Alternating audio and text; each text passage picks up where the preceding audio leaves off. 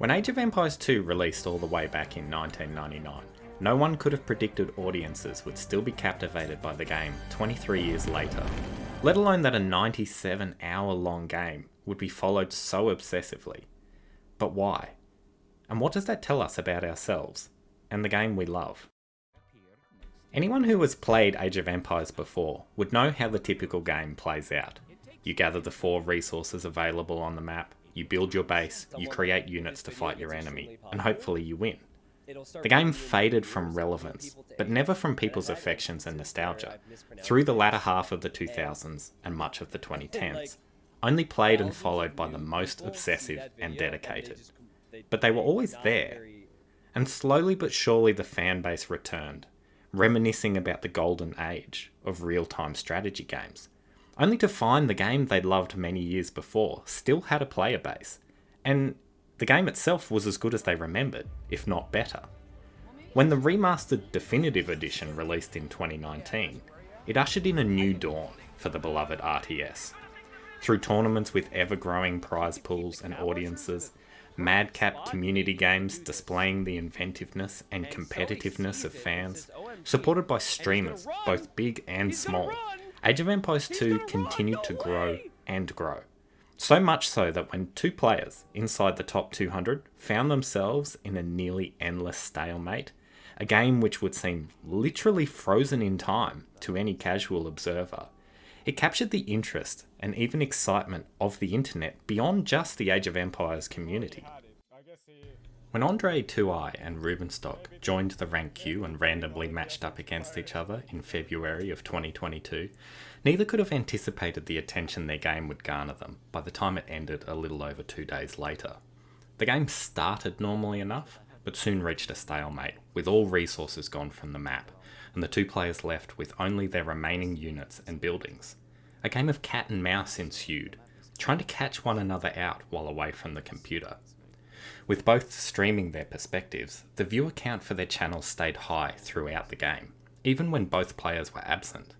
When they were present, they spent their time musing on various topics, podcast style, answering questions, playing games, and generally finding some way to pass the time, while maintaining their vigilant watch over their crumbling, barren empires. The more cynical observers have stated that the 2 men were involved in a futile waste of time, an ego battle, or that they were simply doing it for attention, farming followers and subscribers in an attempt to increase their profile. But the more reasonable argument, one that I'm certain anyone stopping by either of the 2 streamers would conclude, was that this was actually true competitive spirit and done for pure love of Age of Empires. Win or lose, you respect your opponent and you try your hardest. So if the game is still on the line, why would you give up? My partner is a very casual Age of Empires fan. Since we had a kid together, she doesn't find the time to play anymore, but she used to love spending her time fighting skirmishes against the AI and playing campaigns. Aside from this, almost all of her exposure to AoE comes completely from me. When I told her there was a game being played which, at the time, was stretching beyond 30 hours, she simply said, "That's so dumb." But the next morning she asked me how that game ended, and I said it was still going. And then she asked again at lunchtime and then at dinner. And when Rubenstock finally crashed, she was disappointed that it had ended that way. And see, that's the thing. It draws interest, this game. And how can it not? But it's not just the length of the game. You can't just queue against a friend right now and let the game tick over to 100 hours and expect the same reaction from the community. But why? I believe it's the competitiveness that captures the imagination. Humans are drawn into fairly matched contests. We crave competition, idolise winners, sympathise with losers. The joy for fans of Age of Empires is that others are flocking to the game, and the contest is bigger and better than ever. We are spoiled for choice with tournaments. The community is supportive, inventive, welcoming and encouraging, in so much as any internet community can be.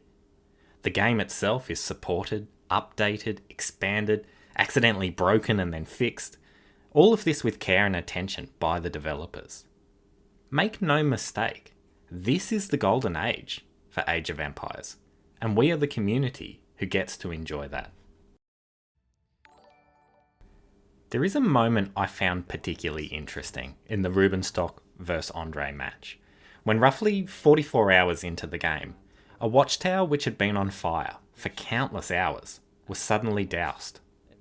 It was a passing curiosity, a bug perhaps, considering buildings in the game will remain on fire indefinitely, but it can serve as a reminder to us to enjoy this game and the Golden Age while it lasts. One day, the animations will no longer run. No one will invest in a remaster. The fans will be gone. The pros will be gone. The fire will go out. That's not pessimism. It's a fact.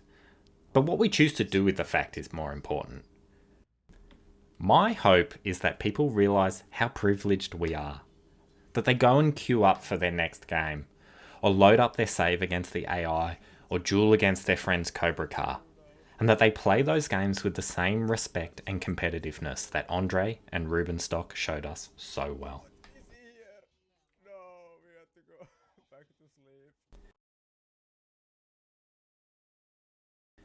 Hi everyone, I hope you enjoyed this video. It's the first video essay I've done, so feel free to leave me comments on what you liked or didn't like, since I would be keen to do more videos like this about things going on in the AoE community.